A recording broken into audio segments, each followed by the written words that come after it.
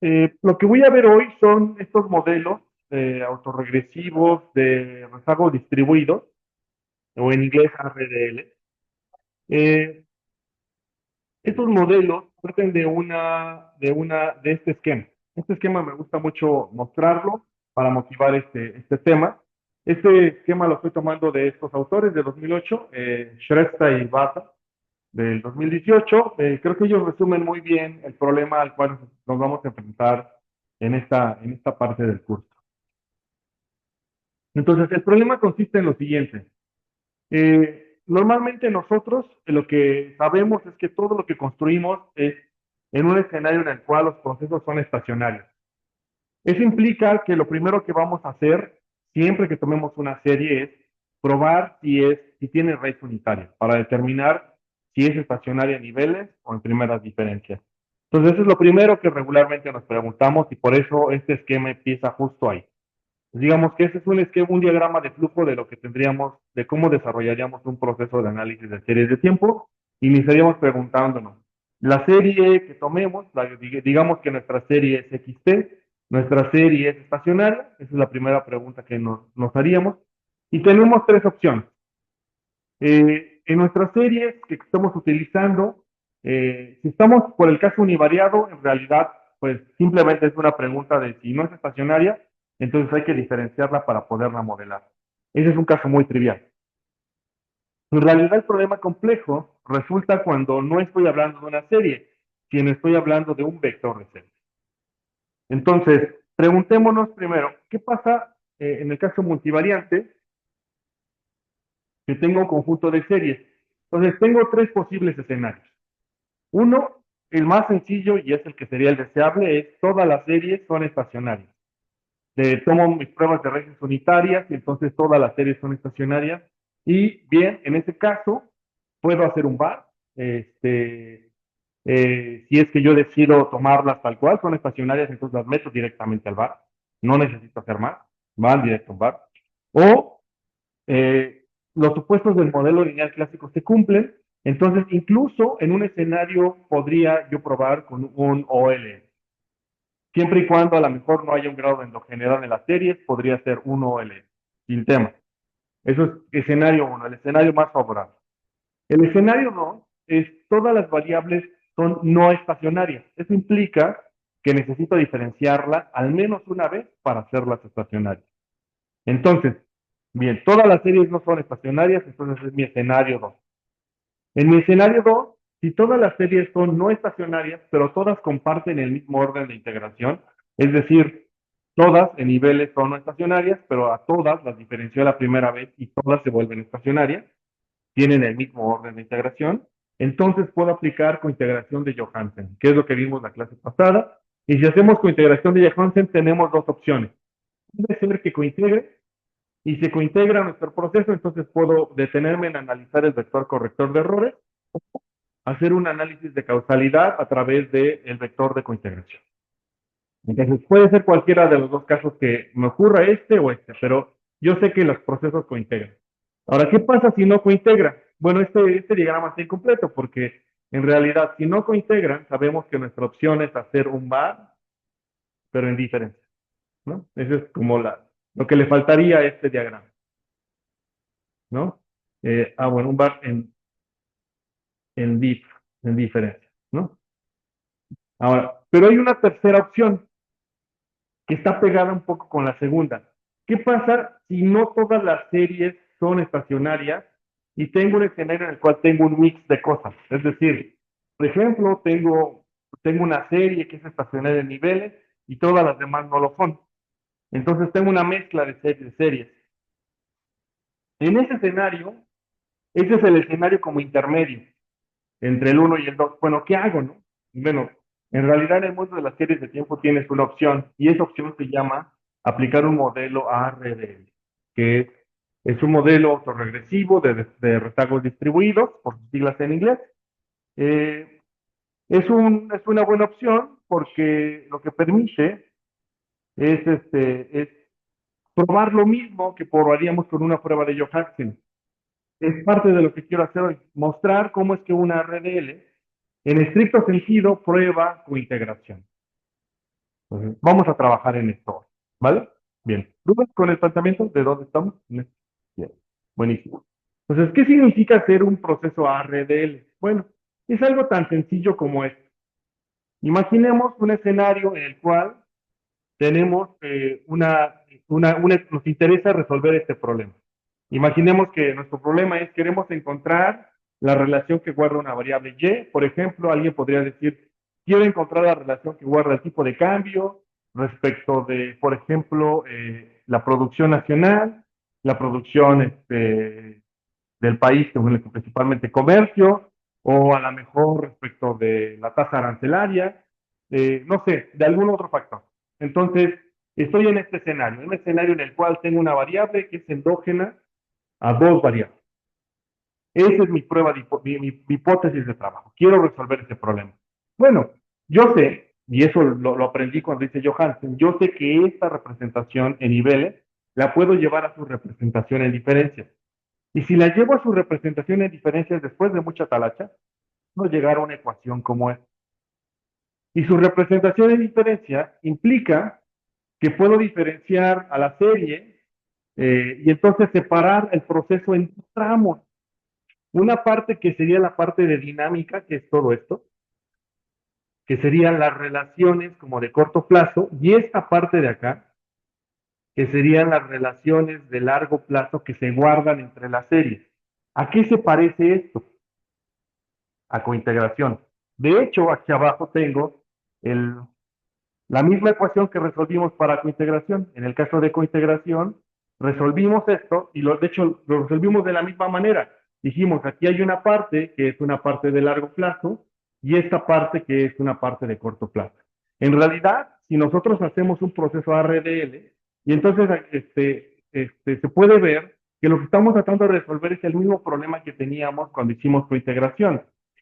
Tenemos tres series que asumimos que tienen algún comportamiento similar en el largo plazo, pero la pregunta que nos queremos hacer, ¿esas tres series se comportan de forma conjunta, de tal manera que digamos que es estadísticamente significativa su relación?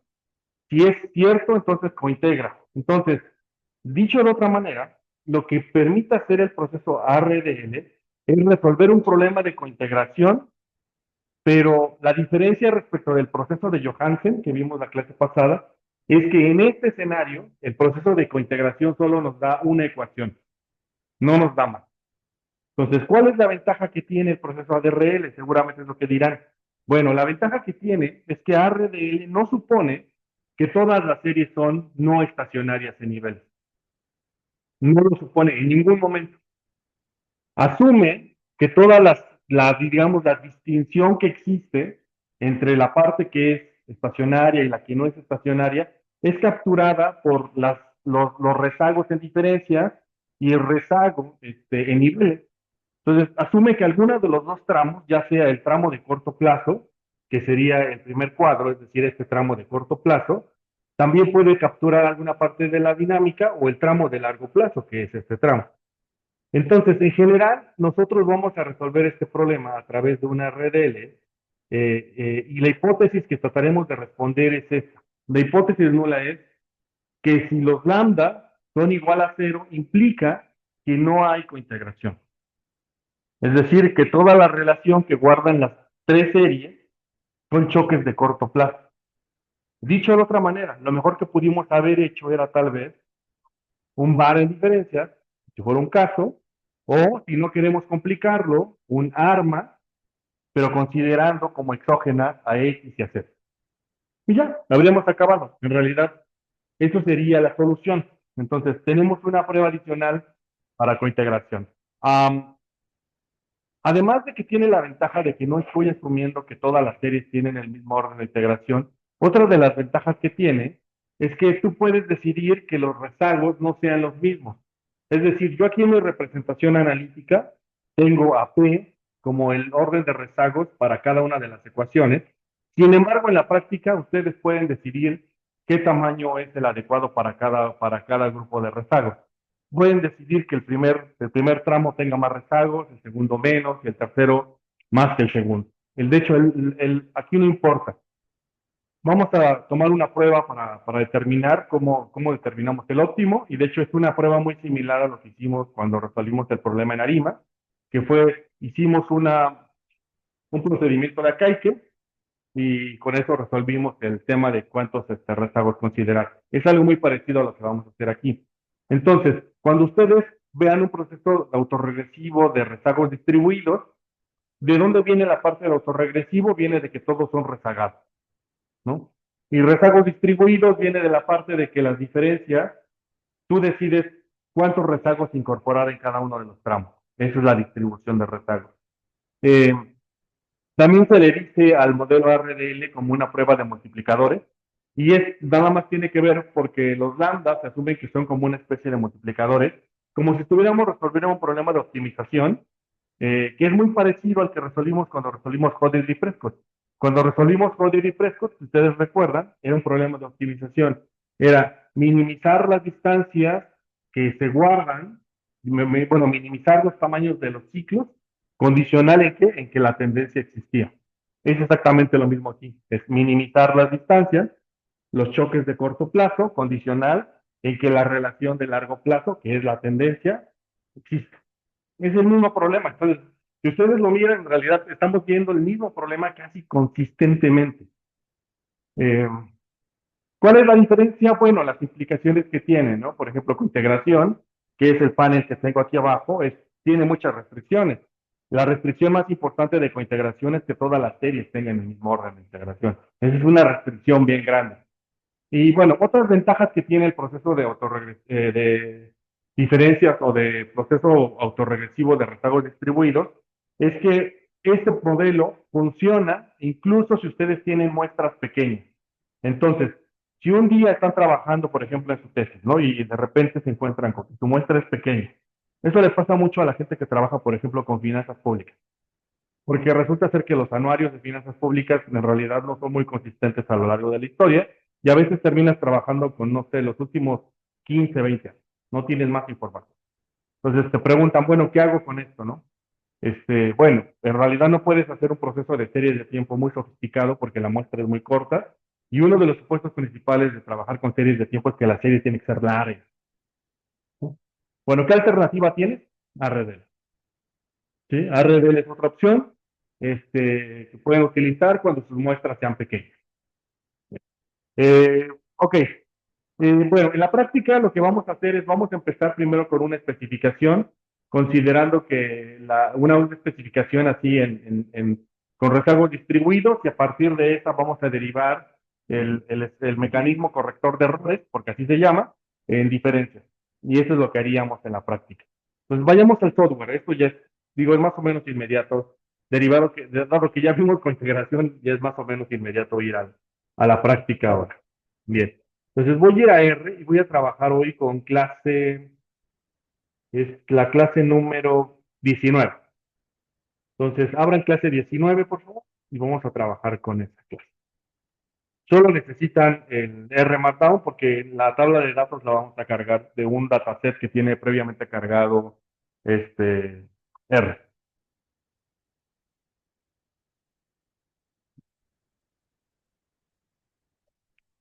Bien, ahora, eh, entonces, voy a primero cargar las bibliotecas. En este caso, no necesito muchas bibliotecas. En realidad es bastante ligero este procedimiento.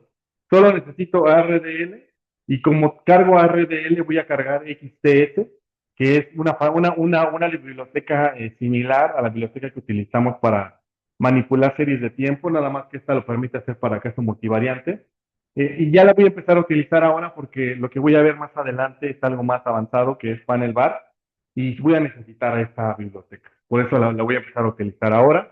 Y su, que es una dependencia que se necesita para ejecutar RDL. Entonces, por eso incluyo esas tres bibliotecas en este caso. Entonces, ¿cuál es el problema? Vamos a hacer un problema macro, clásico, que harían ustedes si tomaran su clase de teoría monetaria. Lo que les pediría a este profesor de teoría monetaria sería, quiero que determines una función de la demanda del dinero. Entonces, ¿qué determina que las personas demanden dinero? ¿Sí? ¿Cuál es el mejor indicador que tenemos como indicador macroeconómico para identificar la masa monetaria, el M2, ¿no? Entonces lo que voy a hacer es lo siguiente, voy a tratar de estimar el M2 en función de las siguientes variables. El tipo que diga el ingreso real, porque la teoría monetaria clásica dice eso, ¿no? Que la velocidad del dinero depende del ingreso disponible. Pues tengo el logaritmo del ingreso, tengo una tasa de interés, ¿por qué? Porque también lo que dice la teoría monetaria es que la disponibilidad de dinero en el mercado depende de si la tasa de interés es alta o baja. Si la tasa de interés es alta, entonces circular dinero es caro, entonces eh, la gente normalmente puede apostar por no circular dinero y entonces depositarlo, ¿no? Entonces, en lugar de que se vuelva un M2 fluctuante, se vuelve un M2 reducido. ¿Qué más? Incluyo, por ejemplo, dos tasas de interés, una que es como una tasa de interés de bonos y otra que es como una de depósitos al minoristas, que es la IDE, ¿vale? Bien, ¿queda clara la idea de lo que quiero hacer? Es una cuestión muy sencilla, ecuación monetaria de fluctuación del dinero.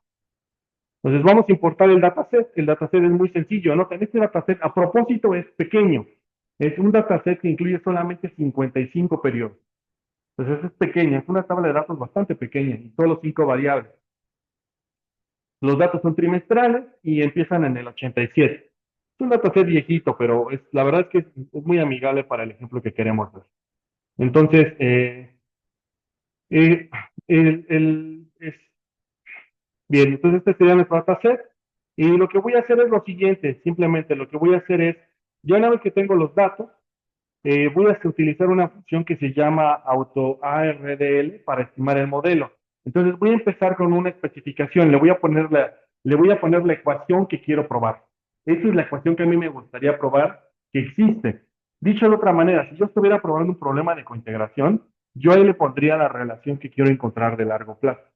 Entonces, por ejemplo, en este caso, la relación de largo plazo que yo quiero encontrar es que el M2 depende de estas tres variables. Esta es la ecuación que yo quiero encontrar.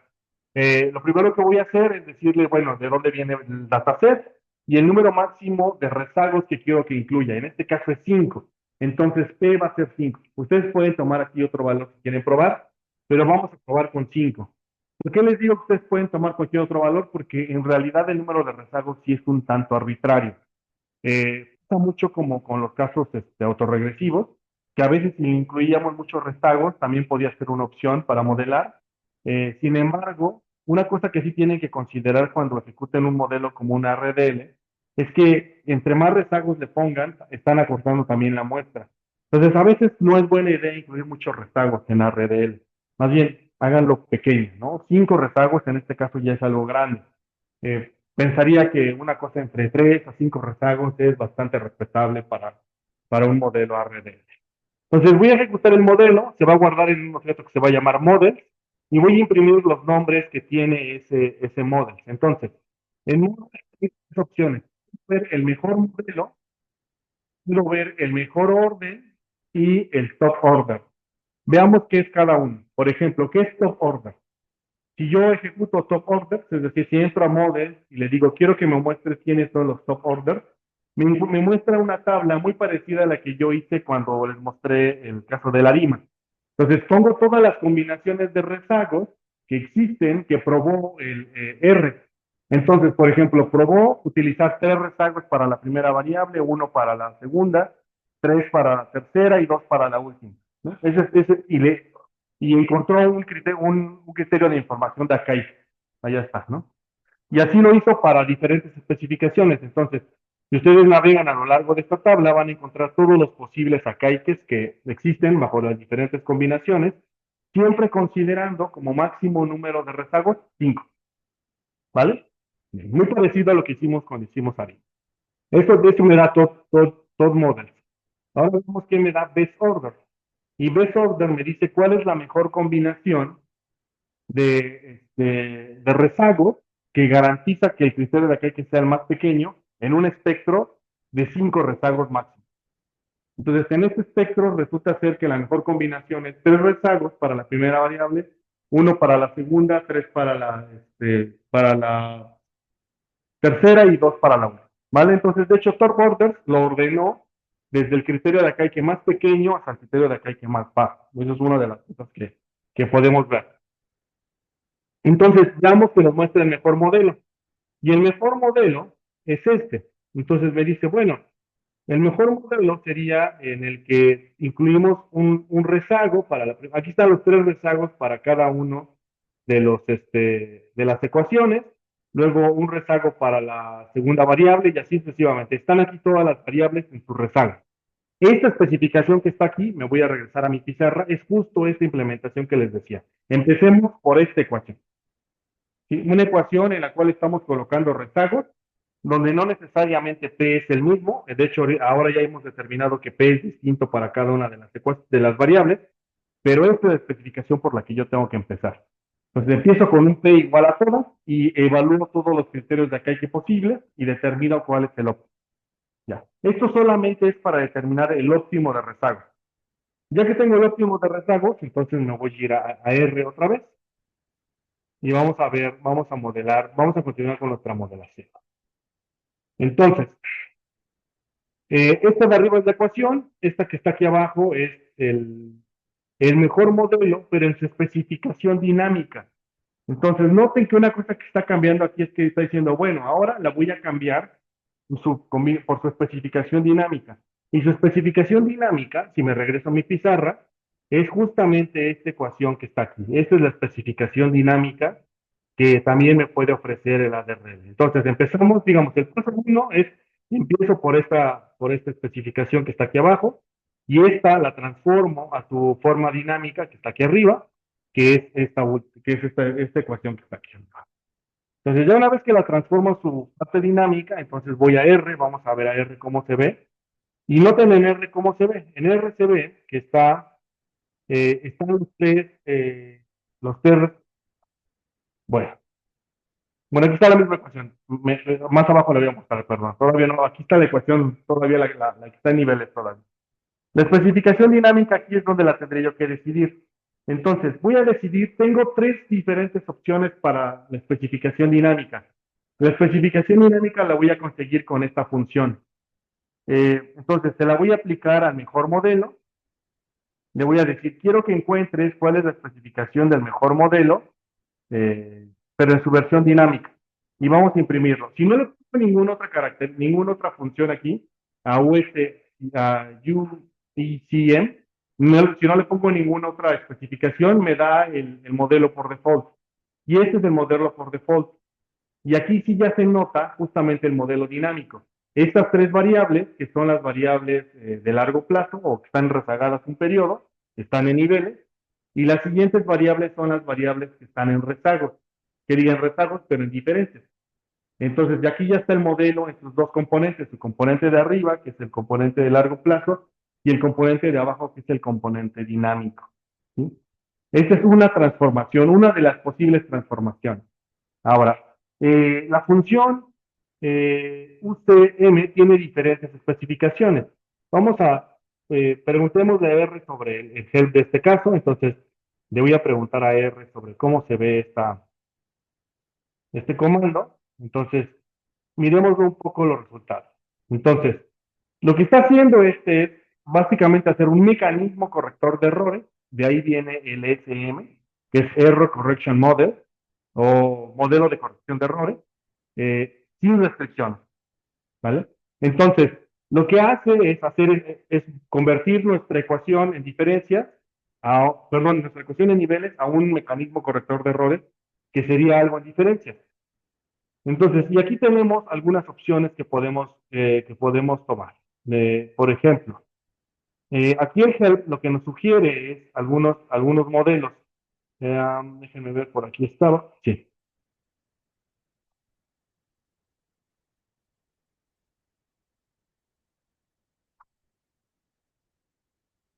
¿Dónde está el parámetro? Esperen un segundito. Vamos a modificar un parámetro que se llama, es el parámetro case. ¿Dónde estás, case? Case. Es que esta documentación no lo trae, pero a ver si aquí aparece case, case, case.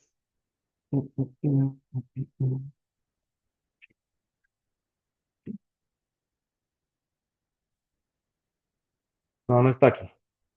Bueno, lo siento, la documentación de R está incompleta, pero es que yo necesitaba que vieran los diferentes casos. Ahora solo se los voy a contar, perdón. Bueno, entonces, en case, digamos, ahora lo que voy a hacer es ponerle casos. Y lo que quiero, ya me di cuenta por qué. Es que es el restringido, perdón. Yo soy el que está mal. Ahora sí. Entonces, en caso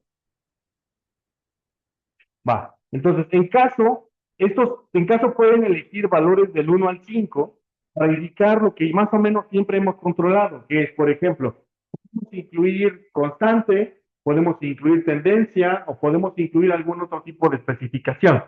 Entonces, los casos que a nosotros nos aplican son del 1 al 3, en realidad. Los otros casos yo no los he visto en este curso. Entonces, sí les pediría que si quieren implementar un caso 4 o 5, sí tendrían que leer un poco más la documentación para saber a qué se están enfrentando, pero en general lo que sabemos hacer en esta clase es solamente el caso 1, 2 y 3.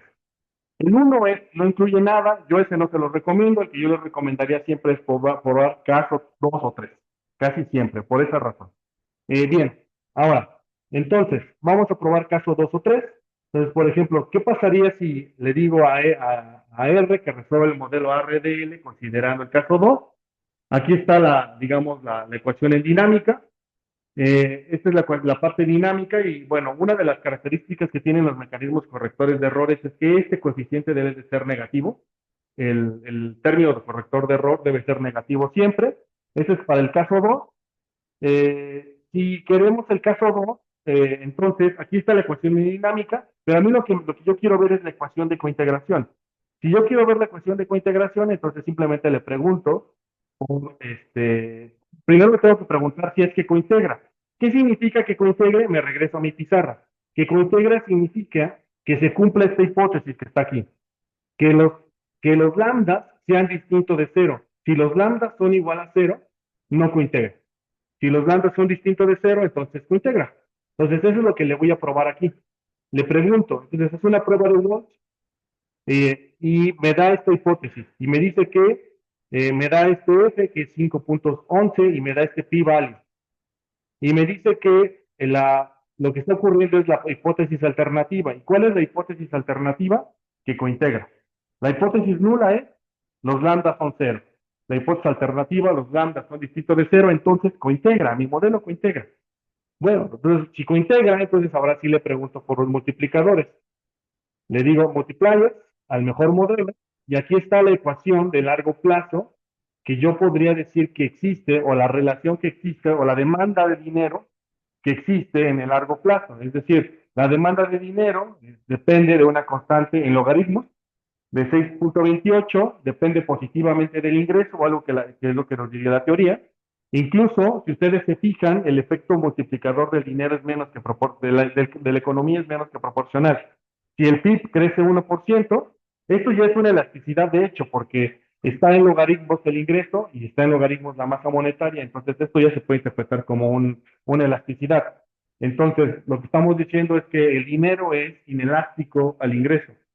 Es decir, cada vez que se incrementa el ingreso disponible de las personas, la demanda de dinero crece menos que proporcionalmente que la economía. Luego, la tasa de interés es altamente restrictiva. Lo que implica es que la tasa de interés de los bonos gubernamentales, si se incrementan en un punto, el crecimiento del dinero se reduce en 4 puntos, ¿no? Entonces, es más que proporcional, altamente más que proporcional. Y, por ejemplo, la tasa de depósitos bancarios al menudeo, de hecho, incrementa la demanda por dinero. Eso, digo, no me he cansado de interpretar, no soy muy bueno en teoría monetaria, pero no, tendría que revisar lo que significaría en este caso. Bien, ahora, ¿dudas con este ejemplo? Bien, y ya por último, una de las cosas que podemos ver es simplemente, voy a guardar mi ecuación de cointegración, con esto extraigo la ecuación de cointegración, le digo, quiero que extraigas la cointegración de mi mejor modelo, del caso, que es el que incluye constante, y quiero que me lo pongas en result, y quiero que me hagas un plot ahora. Y me va a dar el plot, entonces lo que me va a dar es lo siguiente, en la ecuación negra, que diga la curva negra es la serie original y la serie roja es mi pronóstico.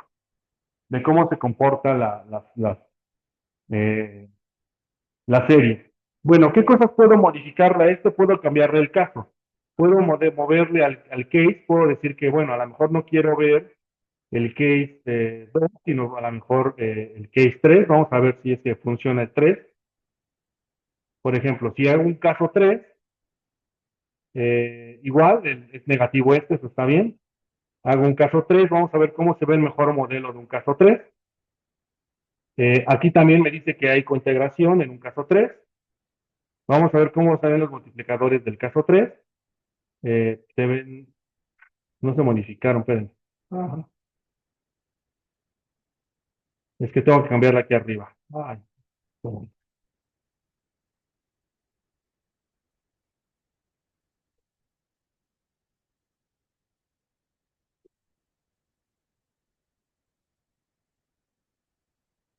Ah, sí. Déjenme más preguntarle a la otra RDL cómo le pongo tendencia. RDL, misma fórmula. A ver, un segundo, a ver si lo puedo resolver rápido, lo hacemos, si no, se los dejo. Ah,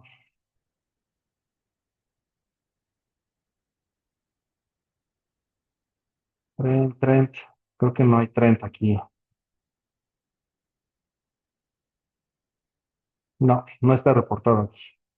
Oh, qué lástima. Bueno, es que no lo puedo modificar abajo porque tendría que modificarlo desde aquí arriba de la tendencia. Aquí me falta. Creo que es más TT, creo. Creo que sí. Vamos a intentar esto. Si no es este, no. Lo siento, pero aquí me falta, podría agregar una tendencia y aquí lo podría agregar. Si no lo agrego desde aquí, no voy a modificar mi ecuación aquí abajo. Mi caso 3. Me falta un elemento para. Solamente puedo hacer el 2 porque le incluí solamente una constante. Lo siento. Pero arriba habría que cambiar para que todo esto se vuelva un caso 3. Me voy a regresar todo al caso 2, que es el caso que había estado viendo hasta ahora, y me voy a quedar en mi gráfica que está aquí. Vale. ¿Está aquí alguna duda? ¿La montaña? Vale. Buenísimo. Bien, modelo RDL. Bien. Ok. Bien. Ahora lo que quiero hacer es que hablemos de temas administrativos por una parte y bueno, y planteamiento de lo que sigue, que es trabajo final. ¿Vale? Antes de pasar a eso, ¿alguna duda? ¿No? Lo voy a dejar grabado también porque alguien más lo ve o quieren que no lo grabe esa parte. ¿Alguien tiene problema con que grabe eso? Lo del trabajo. Bueno, pues bien, vamos a discutir sobre qué hay que hacer en el trabajo. Va. En la carpeta de Drive, de Google Drive, ya tienen este archivo, que son los lineamientos del trabajo final. Eh, Veamos muy rápido de qué van estos lineamientos. Entonces, ¿cuál es mi objetivo que persigo con este trabajo? Lo que quiero es ver qué tanto conocen o qué tanto dominan algunos de los temas que vimos en clase. Entonces, ustedes pueden optar por alguno de estos temas para su proyecto final. Pueden hacer un caso univariado, eso se puede. Pueden hacer una ARIMA. Mi única condición es que si hacen ARIMA, es, tienen que incluir un garcho. No puede ser una ARIMA así simple, ¿no? Porque si no, no compensaría el trabajo que todas las demás personas hacen por implementar otro modelo. Entonces puede hacer ARIMAS, pero me tienen que mostrar que también pueden hacer un GARCH. Todavía no vemos GARCH, lo voy a ver la siguiente semana, pero eso es lo que tendrán que mostrar. Bien, deben hacer modelos multivariados. ¿Qué modelos multivariados ya saben hacer? Saben hacer causalidad de Granger, saben hacer bar, saben hacer bar recursivo y estructural. Y vamos a ver MGARCH la siguiente semana y panel bar lo vamos a ver en la penúltima semana del curso. Pueden hacer series no estacionarias, integración que ya vimos. Pueden hacer modelos de cambios de régimen, que es el último tema que voy a ver en el curso. Y pueden hacer modelos de series no estacionarias, que son modelos RDL, es el que vimos hoy. ¿Vale? ¿Hasta aquí dudas con esto? Ahora, va, buenísimo. Lineamientos. ¿Qué es lo que yo espero del curso?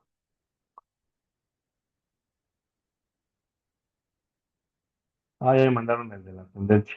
No, gracias. Gracias, Dani. Va. Bien, ahorita lo checamos de la tendencia. Bien, entonces, ahora, ¿cuáles son los entregables para para el trabajo final?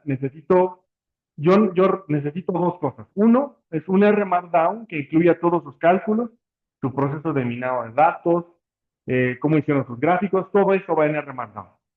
Y dos, un documento que contenga al menos esta sección. Hay personas que lo solucionan todo junto de una sola vez, es decir, que en su R Markdown incluyen estas secciones, entonces ponen su texto, redactan y muestran ahí sus resultados. Eso también se puede, pero tiene que cumplir con estas condiciones. Es decir, una introducción. ¿Qué es lo que yo esperaría de la introducción? Que en la introducción me motiven por qué el tema, por qué es relevante el tema que me van a entregar el trabajo final. Quiero que haga una revisión de literatura pequeña, tampoco quiero una extensión muy grande ahí.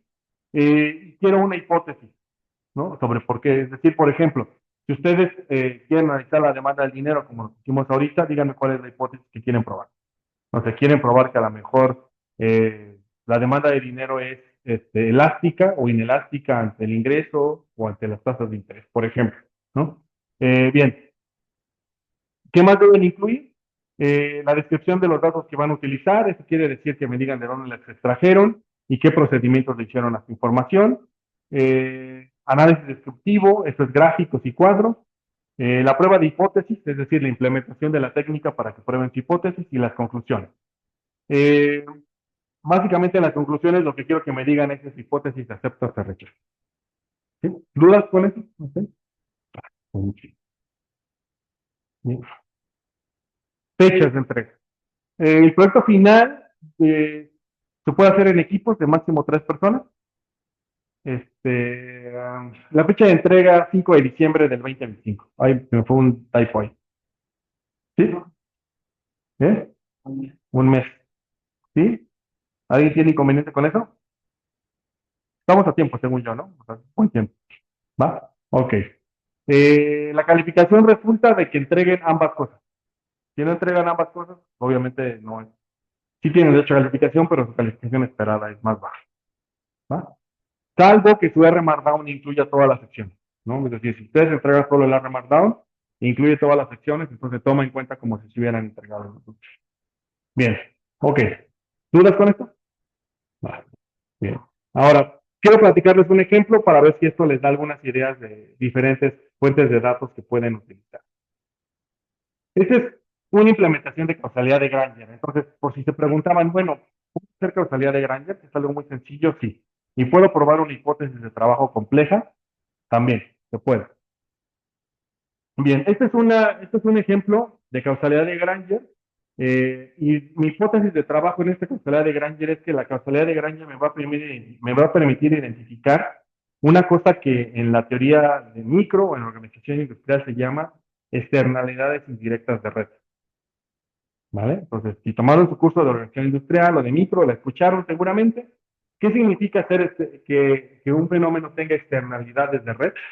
Es algo tan sencillo como, por ejemplo, piénsenlo de esta manera. Ustedes se suscriben a, no sé, alguna red social porque ahí están todos sus amigos, ¿no? Se suben a Reddit porque todos sus amigos están en Reddit.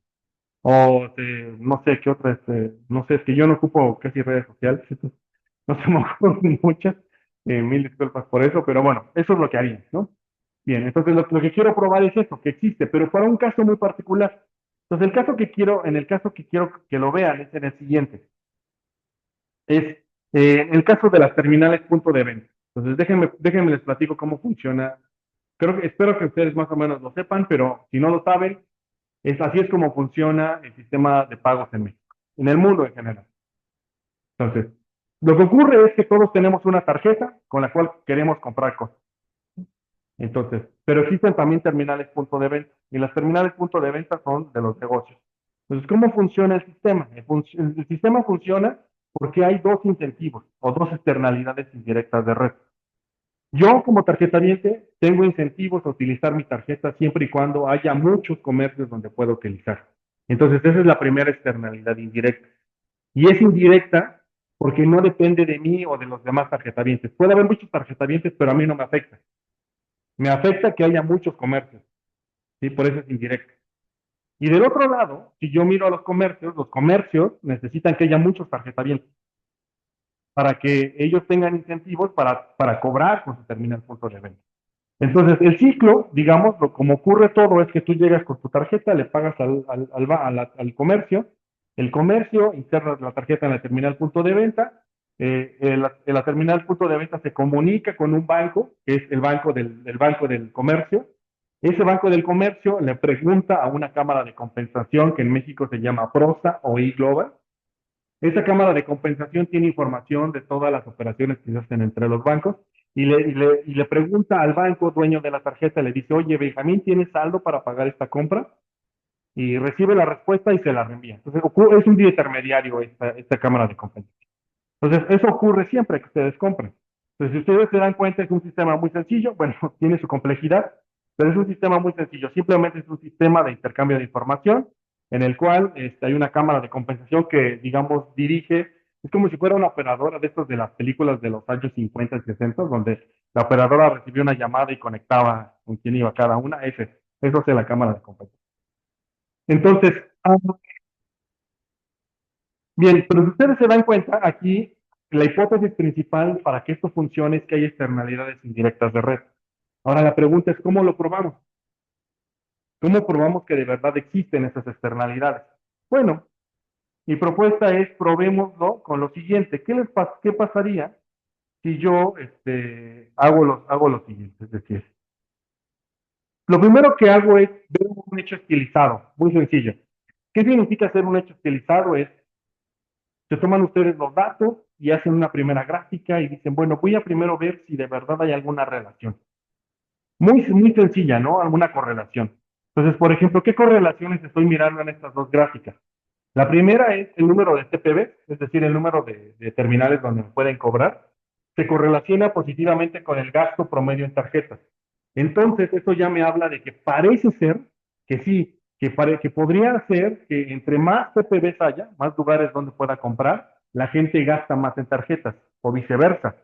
Si hay más gente gastando en tarjetas, a lo mejor hay más disponibilidad de los comercios para poner terminales punto de venta. Entonces, ese es mi hecho estilizado. Todavía no es probar la hipótesis porque simplemente estoy mirando una correlación. Tengo que probar quién causa quién. Aquí la pregunta es una pregunta de huevo. ¿Quién fue primero? ¿El huevo o la gallina? Y para eso voy a utilizar causalidad de Granger. Causalidad de Granger me va a permitir identificar si el que causa, por ejemplo, cuando yo muevo las TPV, se incrementa el gasto o resulta ser que si muevo el gasto, se mueven las TPV. Eso lo voy a poder determinar con causalidad de Granger. Y entonces así puedo determinar si hay externalidades indirectas, si son simétricas, es decir, si ocurren de ambos lados o si solo van en un solo sentido. En economías como la nuestra, del banana style en el que estamos, a veces resulta ser que depende de la infraestructura, ¿sí? Entonces a veces sí puede ser esto, ¿sí? Bien. Ahora, externalidades, la otra externalidad que puede ocurrir es la de entre más tarjetas hay más TPVs, también parece ser, ¿sí? Por ahí. Vamos a ver. Entonces, bueno, ¿qué es lo que yo haría? Pero ya después de haber mirado mi gráfica, lo primero que me voy a preguntar es, ¿cuáles variables puedo utilizar? Bueno, voy a utilizar estas variables que ya grafiqué allá arriba. Entonces, primero que me voy a preguntar de cada una de estas series es si son estacionarias. Me agarro y hago mi cuadrito de prueba de raíces unitarias. Si no son estacionarias mis series, entonces no puedo implementar causalidad de Granger. Entonces, primero me pregunto, ¿son estacionarias en niveles? Por ejemplo, las TPV, se rechaza la hipótesis para todos los modelos. Se vuelve estacionaria solo hasta que le diferenció una vez y se vuelve estacionaria en todos los modelos. Las tarjetas son no estacionarias en niveles y se vuelven estacionarias hasta la que las diferenció. El gasto es no estacionario en niveles, pero se vuelve estacionario, pero solamente bajo dos modelos, bajo el modelo con tendencia y bajo y modelos sin nada, solamente en ese caso. Y las ventas no son estacionarias en ningún escenario. Ah, no, sí, solamente en un modelo, en el modelo sin nada. Entonces yo podría decir que es débilmente estacionario. Va, ya está. Pero aún así, puedo ver que lo que tengo que modelar es las series en diferencia. No las puedo modelar en nivel. Va. Y bien, ahora, ¿qué seguiría para terminar de probar mi hipótesis? Ya tengo, primero, lo primero que hice fue, hice una revisión de la literatura, cómo funciona el sistema. Luego hice una búsqueda de datos. Luego miré si es que hay alguna correlación y lancé una primera hipótesis de lo que quiero probar. Luego miro qué tipo de técnica puedo utilizar. Bueno, puedo utilizar causalidad de Granger. ¿Qué otra técnica pude haber utilizado aquí? Un bar. Y entonces a lo mejor mirar los impulsos respuesta y ver si, por ejemplo, ante un impulso de las TPB se modifican las tarjetas, por ejemplo. Eso lo pude haber hecho con un bar y ver cuál de los dos efectos domina. Pero bueno, pero lo estoy haciendo muy sencillo. Quiero que lo vean que lo pueden hacer con causalidad de Granger. Entonces, bueno, ahora bien, entonces voy a irme por causalidad de Granger y aquí está mi resultado final. Por ejemplo, este primero este no me gusta tanto, me gusta más el de aquí abajo, porque es el que justamente había yo planteado, que es, este de aquí es una prueba de causalidad de Granger entre el número de tarjetas y, y ventas promedio en TPV. Entonces, vean, lo que estoy diciendo, el primer renglón, la prueba, la hipótesis de si las tarjetas, cuando crece el número de tarjetas, se incrementan las ventas y mi respuesta es que, ¿cuál sería la respuesta? ¿Qué significa que rechace la hipótesis nula? ¿Cuál es la hipótesis nula en este caso? ¿Se acuerdan de causalidad de Granger? ¿Cuál es la hipótesis nula? ¿No? Si no se acuerdan, recuerden siempre que la hipótesis nula es la parte más restrictiva de la hipótesis. Entonces, en el caso de causalidad de Granger, hay dos escenarios. El escenario es no causa y el escenario es sí causa. ¿Cuál es la más restrictiva? El no causa, ¿no? Porque estoy diciendo que no hay relación. Entonces, en la primera parte estoy rechazando la hipótesis nula. Por lo tanto, puedo decir que entre más tarjetas hay más ventas.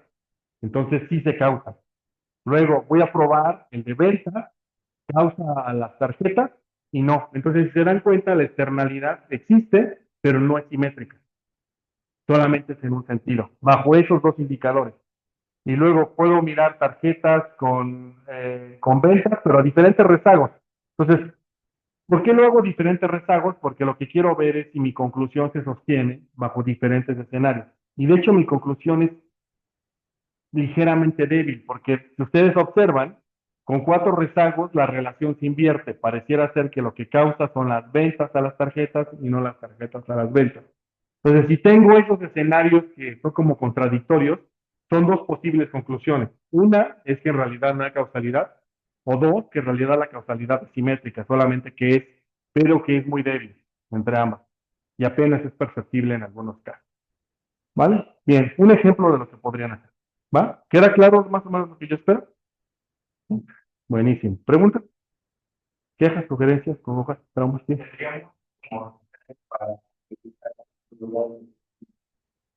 Oficialmente no. Puedes pedir las opciones que tú quieras para clases, dudas. Si quieres después de clase o puedes decirme un día nos vemos y en presencial o tú me dices. Sí, más. ¿Qué otra cosa? Sí.